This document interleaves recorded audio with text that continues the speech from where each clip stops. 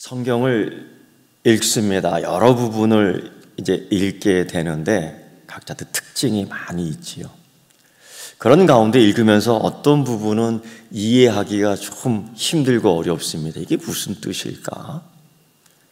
사실 지금도 읽다 보면은 멍한 말씀들도 있습니다. 솔직하게.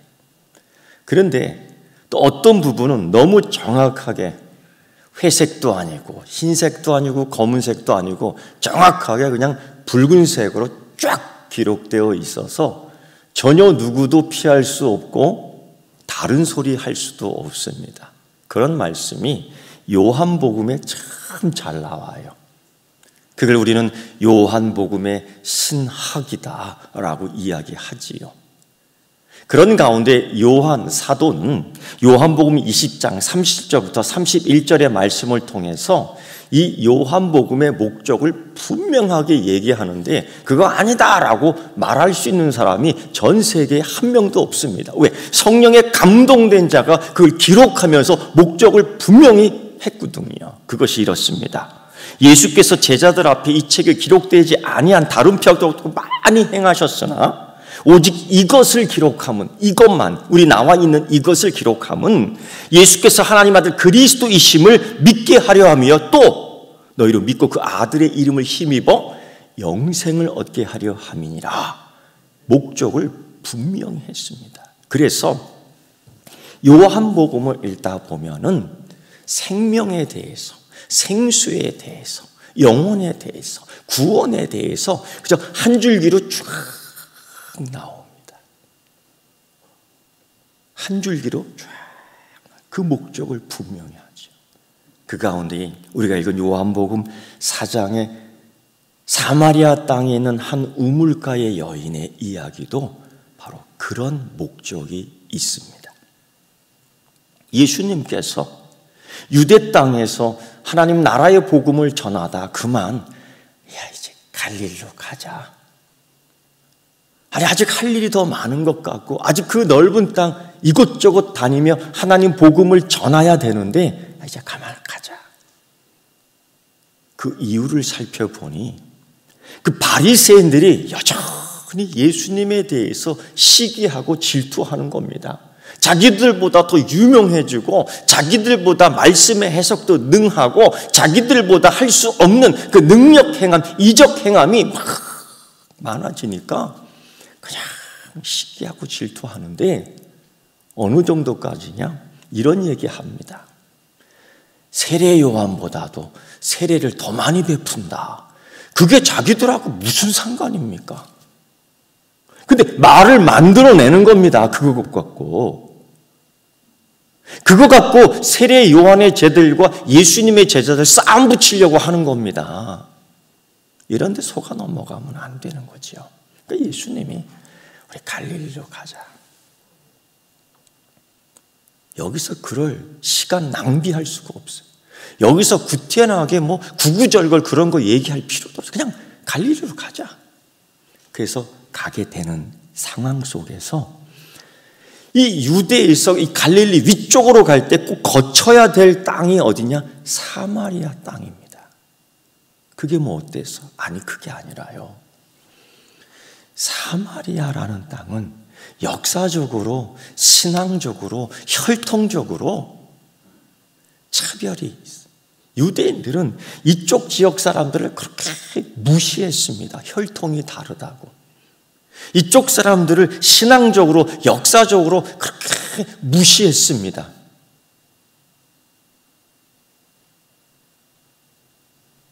그래서 얼마나 무시했냐면은 요즘 젊은 청년들, 청소년들 하는 얘기로 이렇게 무시하죠. 개무시했다. 이 정도로. 그러니까 이 사마리아 사람들은 그냥 모욕과 수치를 위에서 당하고 아래서 당하고 몸속에 이 한이라는 거, 이 원한이라는 거, 이 갈등이라는 거를 그냥 몸으로 느끼고 있는 겁니다. 이럴 때에 예수님이 하필 그 땅을 지나는 거예요. 근데 참 이상한 것은 좀 그늘진 땅으로 좀 해가 질녘에 아니면 아침 일찍 지나면 될 텐데 해가 쨍쨍 띄는 12시 정오에 지나는 겁니다. 참 힘든 시간입니다. 거기는 그 시간에는 아무도 다니지 않습니다. 그저 그늘 밑에서 쉬어야 될 시간입니다. 그리고 정말 지나가려는 의지와 목적이 분명하다면 마실 물도 충분히 준비해야 되고 먹을 것도 이미 준비해야 되는데 전혀 준비되지 않은 상태에서 예수님은 지쳤습니다. 벌써 기진맥진했습니다. 배가 고파 아마 주저앉을 지경입니다. 결국 우물가 하나 찾았는데 떠먹을 수 있는 것들이 없는 겁니다. 예수님 거기서 털퍼덕 주저앉으시고 제자들에게는 나가서 음식 좀 사오라, 구해오라라고 한 겁니다.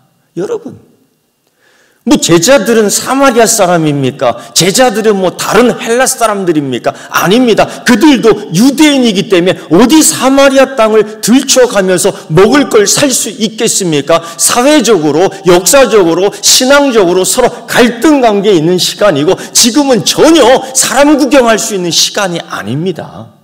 이건 뭔가 예수님이 의도가 있는 것입니다. 생각해 보십시오. 요한복음 2장에서는 물이 변하여 포도주 되게 하신 하나님 아들 예수 그리스도 성자 하나님의 전지전능 능력이 분명히 보여 알고 있음에도 불구하고 어찌 성자 예수님 전지전능하신 예수님께서 약한 모습으로 보여질 수 있느냐? 어째 갈증을 일으키며 쓰러져 철퍼럭하며 배고프니 먹을 것 사오라고 할 정도로 싹 변하시는가? 이건 반드시 아니 분명히 뭔가 의도가 있는 겁니다.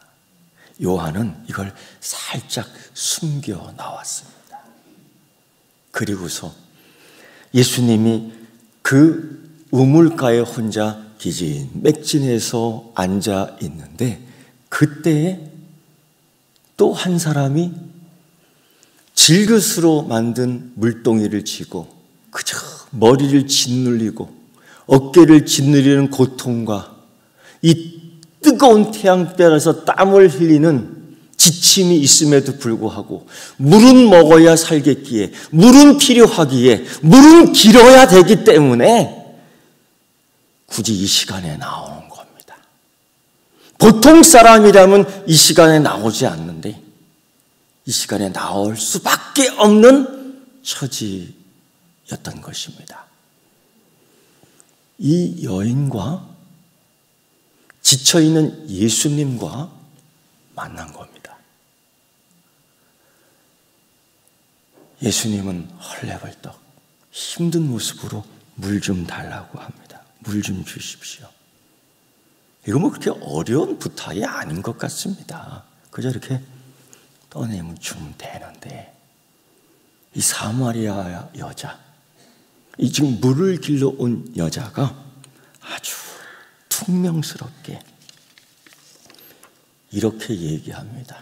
당시 사회적 차별, 당시 사회적 풍조, 그저 당시 사회적 유행에 따라서 왜 유대인 남자가 사마리아 여자의 나에게 물을 달라 하느냐?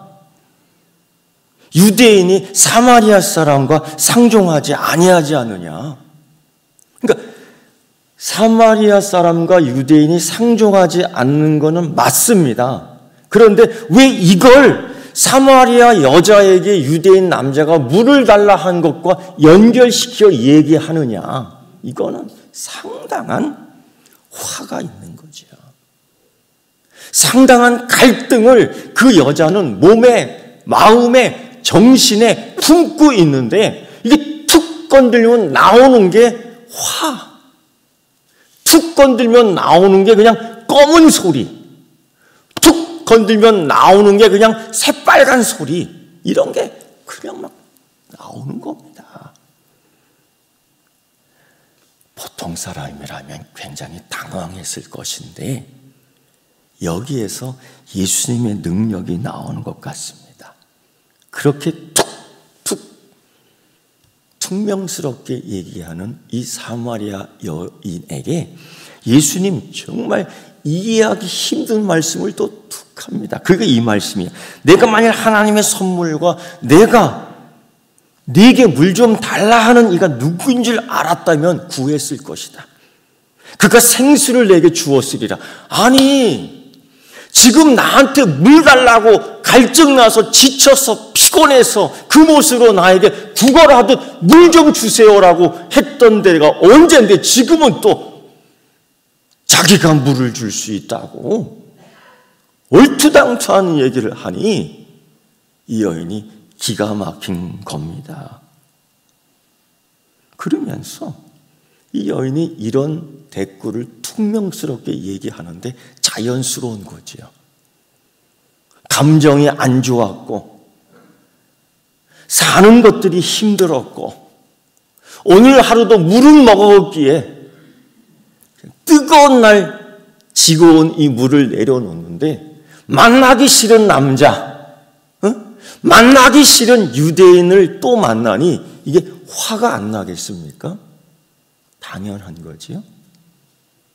이 여인이 또 퉁명스럽게 얘기하는 거야. 당신 물 그릇도 없고 이 깊은 물 뜰 것도 없는데 우리 조상이 야곱입니다. 응? 자기 조상 자랑을 갑자기 하는 거야. 여기서 모든 식구들이 물을 먹었고 짐승도 물을 먹었고 우리가 여기에서 살았는데 당신이 야곱보다 커요? 야곱보다 더 뛰어나요? 비교하는 거예요. 이 의미는 뭐냐? 당신만 아브라함의 자손 아닙니다. 나도 야곱의 혈통이 있는 사람이에요. 나 이렇게 무시하지 말고 나 학대하지 말고 내가 혼자 여기 물 길러 나왔다고 나 너무 가벼운 여자 취급하지 마세요. 이런 겁니다. 사실 예수님께서는 오늘 이 여인을 만나는 목적이 있습니다. 사실 예수님은 이 여인보다 먼저 이 우물가에서 기다려주셨던 겁니다. 사실 이 우물가에서 이 여인을 찾아와 주셨던 겁니다. 누구도 기대하지 않았던, 누구도 원하지 않았던 이 은혜를 이 여인에게 주기 위하여, 그래서 이게 선물입니다.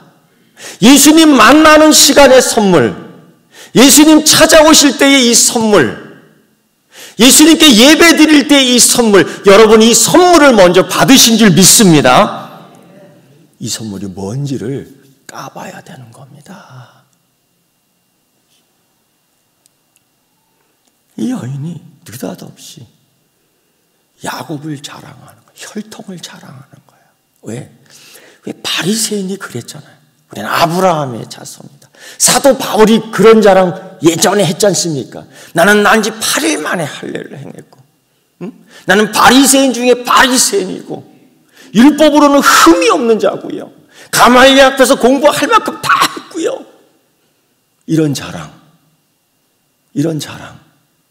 나중에 예수 그리스도 부활하신 우리 주님을 만난 뒤에 그는 이 모든 거를 분토처럼 여겼다, 똥처럼 여겼다, 필요 없는 거로 여겼다. 왜? 은혜 아니면, 은혜와 비교해보면 이게 아무것도 아니라는 것을 느끼는 겁니다. 근데 이 여인은 아직도 예수님께서 이 영적 생수에 대하여 영적인 세계에서의 이 은혜를 이야기할 때 여전히 우물가에서 물 길는 걱정, 빨리 깃고 가야 되는데 이 먹을 마실 물만, 무엇을 먹어야 하는지, 무엇을 마셔야 되는지, 무엇을 입어야 하는지 내일의 염려와 걱정으로 가득 찬 육신의 일만 염려하다 결국 육신의 자랑으로 가는 겁니다. 나도 야곱의 혈통이다. 이게 무슨 소용이 있겠습니까? 근데 이 여인은, 이 남자, 아니 우리 주님 예수 그리스도 앞에서 그것만 붙들고 있는 거예요. 영적인 말씀을, 생수를, 영원한 생명을 이야기하는데 이 여인이 이야기하는 것은 우물의 물. 클래스가 안 맞아요. 클래스가 안 맞아요. 그러니 100번 얘기해도 영적이지 못하는 겁니다.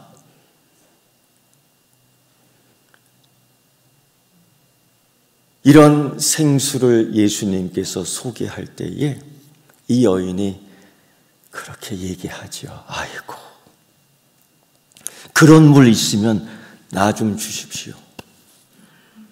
이게 여러분 상황이 역전된 겁니다. 아까까지만 해도 예수님이 물 좀 주시오 했는데 지금은 이 사마리아 여자가 그런 물 있으면 나 좀 주시오라는 겁니다. 이 시간에 나오지 않아도 먹을 수 있는 물 좀 주시오. 이게 정말 솔직한 여인의 마음입니다. 여기서 처음으로 이 여인이 솔직한 갈망, 소원을 이야기하는 거예요. 여기 나오지 않아도 먹을 수 있는 물을 주십시오. 수준이 생각이 역시 이 우물가에 있는 육적인 수준이지만은 어쨌든 예수님에게 자기의 솔직한 이야기를 합니다. 그런데 여러분 너무 클래스가 낮지 않습니까? 어쩌면 우리의 마음과 같아요. 좀 더 쉽게 인생을 살 수는 없습니까? 예수 믿으면서. 예수님 믿으면서 그저 이러한 고난은 훌쩍 뛰어넘을 수는 없습니까? 피해갈 수는 없습니까? 그래서 어떤 이들은 십자가의 고난보다는 십자가의 영광 이야기를 해달라는 겁니다. 고난의 이야기 그만하시고 이제는 은혜의 이야기만 해달라는 겁니다. 이게 클래스가 달라요. 그래서 십자가 고난이 없는 십자가 영광만 찾는 사람들이 한국 교회에 얼마나 많은지 모릅니다. 이게 사마리아 여인의 문제와 같은 겁니다.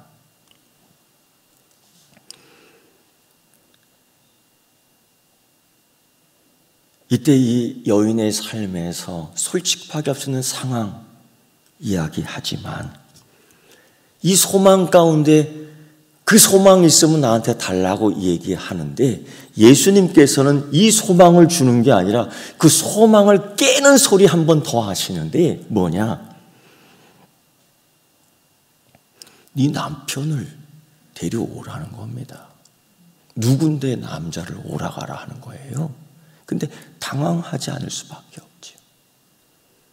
자기가 가장 숨기고 싶은 것, 이 사마리아 땅조차도 여기서 나를 멸시하고 나를 조롱하고 나를 비난하고 나를 모욕 주는 이 동네에서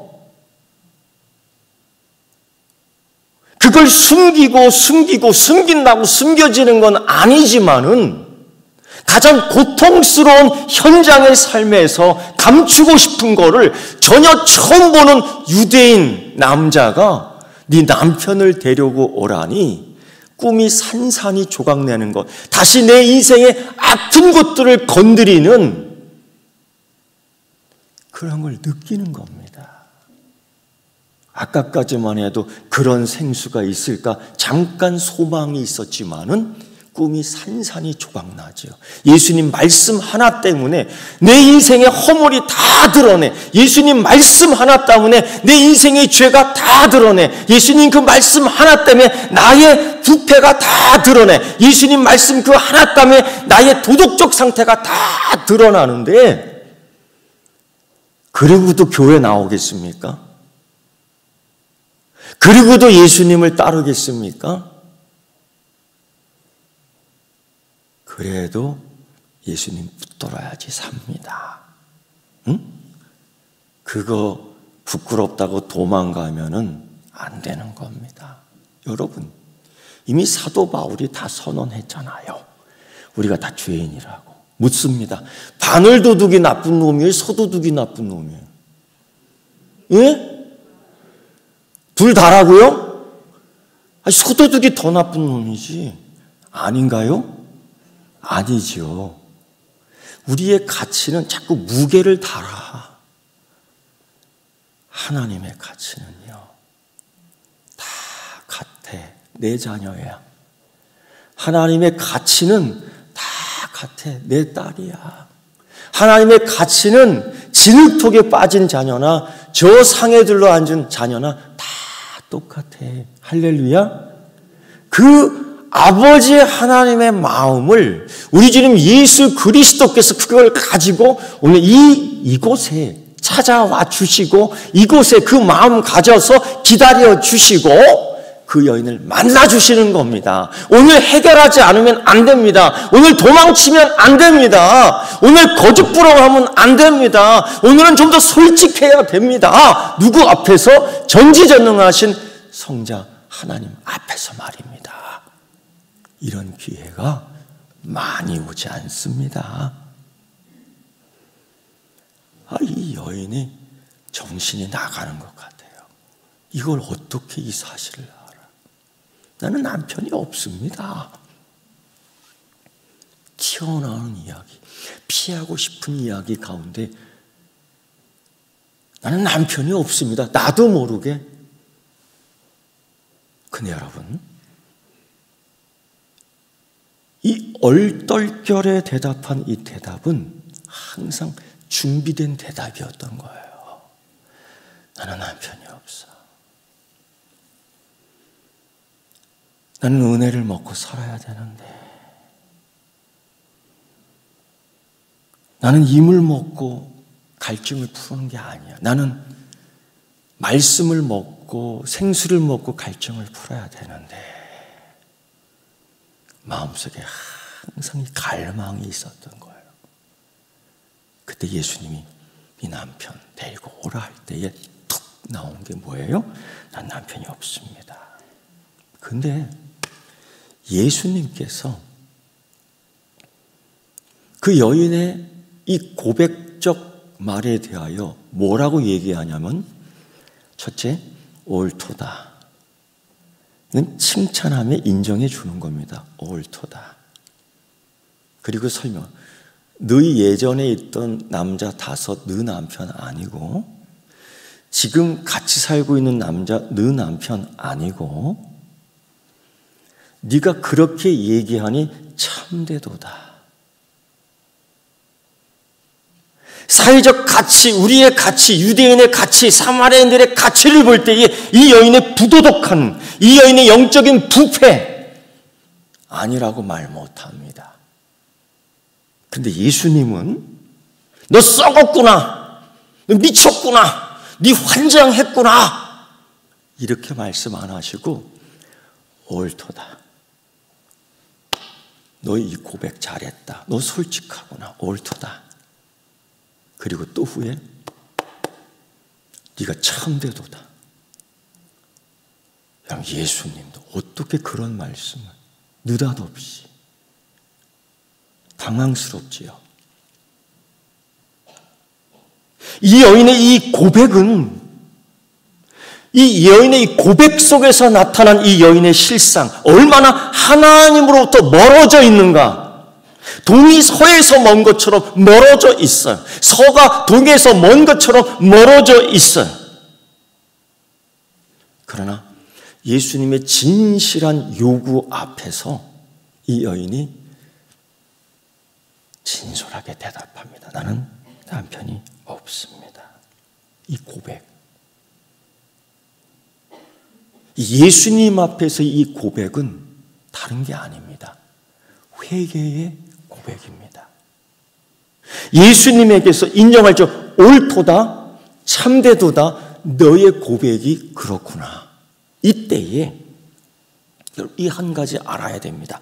하나님의 은혜를 받는 과정 중에서 전지전능한 하나님 앞에서 자기의 죄를, 자신의 죄됨을 인정하는 것이 필수입니다. 그래서 하나님 축복받는 과정, 하나님으로부터 은혜 받는 과정 속에 꼭 있는 것은 뭐냐? 자신의 죄됨을 회개하고 고백하는 과정입니다. 이 과정을 지금 이 사마리아 여인이 전에는 야곱을 자랑하고 내게 우물물 팔 수 있는 그릇이 있다고 자랑하고 자기가 사마리아 여인이라고 주장했던 그걸 모든 걸 다 버리고 이제는 나는 남편이 없습니다라고 고백했던 것입니다. 여기에서 남들이 보지 못하는 빛을 보게 돼요. 은혜가 찾아오는구나. 하나님의 은혜가 드디어 열리는구나. 이루고 나서야 이 예수님과 이 사마리아 여인의 대화의 클래스가 일치가 되는데, 그것이 뭐냐? 예배라는 주제. 내 속에 감추어져 있던, 아니 내 삶 속에서 억압되어 있고, 내 삶 속에서 조난을 받고, 내 삶 속에서 멸시를 받고, 내 삶 속에서 화가 되어 미처 찾지 못했던, 미처 개발하지 못했던, 미처 편하지 못했던 하나님에 대한 갈망, 예배에 대하여 얘기하는 거예요. 당신들이 말하기를, 유대인들이 말하기를, 정말로 예배할 곳은 예루살렘에 있다고 하는데 우리는 여기서 예배를 드렸습니다. 예배. 마음 한구석에서는 거기 가서 예배 드리고 싶었던 거지요. 마음구석에서는 여기 와서 예배 드리고 싶었던 거지요. 상황이 이러니 자기 그 속에서 항상 마음에 아쉬움과 서운함이 있었던 겁니다. 여러분, 그러나 예수님이 그 여인의 갈망에 대해서, 예배의 장소에 대해서, 예배의 진정한 삶에 대해서 이야기해 주는데, 여기서의 예배가 진정한, 저기서의 예배가 진짜 예배가 아니라 우리 주님 예수 그리스도께 주시는 영과 진리로 예배 드리는 그곳이 하나님 만나는 장소, 하나님 기다림 속에 만나는 장소, 하나님 만나 치료받는 장소, 하나님 만나 은혜 받는 장소, 거기가 예배의 장소가 되는 줄 믿습니다. 요즘 이 상황으로 인해서 우리가 이 예배 자리에 함께하지 못하는 분들이 참 많습니다. 제가 그 마음을 다 압니다. 전화를 걸었습니다. 집사님 안녕하세요. 어쩔 줄을 몰라. 전화를 끊어야 되는 건지, 전화를 해야 되는 건지, 얼떨결에 전화를 받아갖고 이거 그냥 여보세요 끊자니 좀 그렇고, 목소리 들으니 뻔한데, 목사님 안녕하세요. 예, 문안 인사 드립니다. 요즘 교회에서 제가 못 봤잖아요. 목사님 죄송합니다. 죄송히 할 필요 없어. 상황이 다 다르잖아. 죄송할 필요 없어요. 꼭 여기서만 예배인가? 하나님이 거기서도 기다려 주실 줄 믿습니다. 할렐루야. 다음 주부터 다 그래서 거기서 찾으면 안 돼. 그래도 여기 하나님이 거기서 기다려 주시는 줄 믿습니다. 네, 그랬어요. 이 기간에 내가 대신 이 자리는 지켜줄 테니까 그 자리에서 예배 드리라. 그리고 확인하자. 인증샷 보내라. 그랬습니다. 그랬더니만 할렐루야 감사합니다. 그리고 꼭 뒤에 그래, 죄송합니다 목사님. 그럴 거 없다니까. 하나님 그 마음 아시는 줄 믿습니다. 할렐루야. 오늘 여러분 바로 이 순간 예수님께서 이 여인에게 가르쳐주는 게 있어요. 여기도 저기도 아니야. 어떤 사람 여기 찍고 저기 찍고 막 돌아다니는 사람도 있어. 여기가 좋네 여기 찍고, 저기가 좋네 저기 찍고, 여기가 신기하네 여기 찍고, 저기가 신기하네 저기 찍는 사람 많아. 그러나 그것이 아니라 오늘 예수 그리스도께서 이 여인에게 가르쳐 영과 진리로 예배하는 자가, 참된 예배 드리는 자, 어디 있든 간에 우리 주님 예수 그리스도의 은혜 받는 그곳, 어디 있든 간에 우리 주님 예수 그리스도의 사랑을 받는 그곳, 그것이 우리의 예배의 장소가 되는 줄 믿습니다. 여러분, 사람이 가장 위기의 순간이 영적인 사람으로 변합니다. 지금이 그때야. 지금은 나의 삶에 대해서 진지하게 뒤돌아보며 생각해야 할 때입니다. 그래서 가면 쓰고 돌아다닐 때가 아닙니다. 그저 이상한 옷 입고 돌아다닐 때가 아닙니다. 지금은 하나님께서 어디에 계시는가를 진지하게 생각해야 할 때입니다.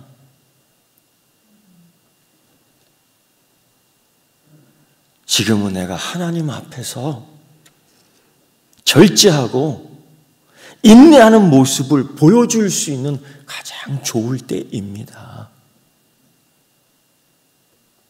하나님이 이럴 때에 우리에게 찾아와 주시고, 하나님이 이럴 때에 우리에게 다가와 주시고, 그리고 기다려 주시는 하나님이십니다.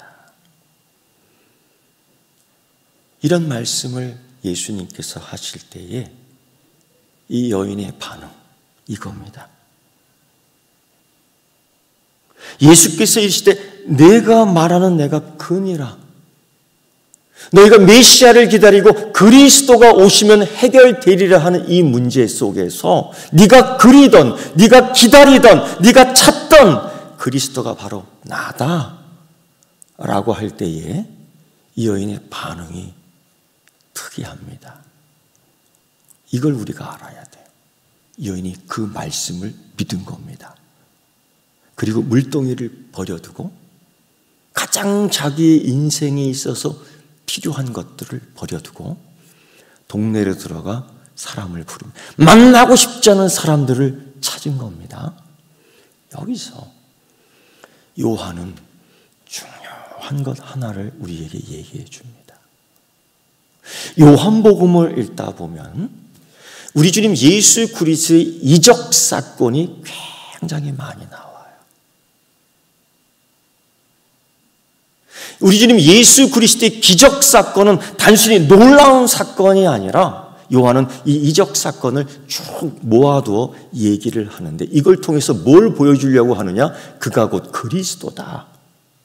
그래서 2장에 있는 가나안 결혼잔치에서 이 물로 변하여 포도주 만든 이 기적 사건도 이 사건을 본 제자들이 뭐라고 반응해요? 참 예수 그리스도임을 고백하는 사건으로 결론을 맺습니다. 이게 요한의 신학입니다. 요한은 이거를 요한복음에 곳곳에 심어 놨습니다. 설명해 놨습니다. 그런데 특이하게 이 사마리아 여인의 신앙 고백과 믿음과 삶에서는 기적 사건이 안 보입니다. 요한은 이 기적 사건을 기록하지 않고 오직 말씀 사건만 이야기해요. 오직 예수 그리스도와의 말씀 대화 가운데 이 여인의 믿음이 생겨난 겁니다. 여러분도 오늘 이 시간에 말씀을 통하여 믿음이 열매 맺는 있기를 축원합니다. 말씀으로 살아날 수 있기를 축원합니다. 말씀으로 이길 수 있기를 축원합니다. 말씀으로 승리할 수 있기를 축원합니다. 이 여인이 말씀만 듣고 제자가 된 겁니다. 이 말씀을 통해서 예수님을 만난 겁니다. 이 수가성의 여인, 사실 부패하고 타락한 사람입니다. 그녀는 남편 아닌 남자가 5명, 지금도 남편 아닌 남자가 1명, 문란한 삶은 계속되고 있었지만은 하나님은 그를, 우리 주님 예수 그리스도께서는 그를 찾아가 기다려 만나 주셨습니다.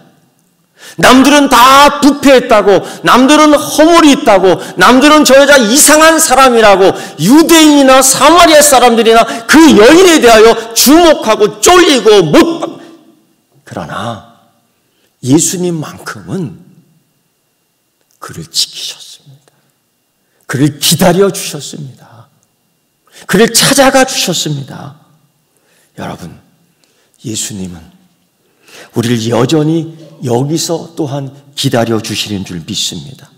지쳐서 앞으로 나오지 못하는 그 여인, 그 시간에 맞춰서 먼저 와 기다려 주시는 예수님의 은혜와 그 사랑, 오늘 우리에게도 마찬가지입니다. 예수님 우리보다 앞서 달려가 빨리 오라고 이렇게 하시는 주님 아니십니다. 우리와 발걸음 한 걸음 한 걸음 맞춰 때로는 지쳐서 한 걸음 어렵게 할 때 우리의 손을 받쳐주시고 그 앞에서 끌어주시는 분이신 예수 그리스도인 줄 믿습니다. 사랑하는 성도 여러분, 이 상황, 힘들지요. 어렵지요. 중압감이 있지요. 그러나 예수님께서는 이 사마리아 여인을 만나주신 것처럼 오늘 우리를 또한 기다리며 만나주시는 줄 믿습니다. 이제 손을 내미는 우리 주님 예수 그리스도의 손을 붙들고 예수 그리스도와 함께 한 걸음 한 걸음 발맞춰 세계로 나아가는 여러분 되기를 축원합니다. 오늘 여러분 이렇게 한번 기도 같이 했으면 좋겠습니다. 오른손 한번 이렇게 들어봅시다.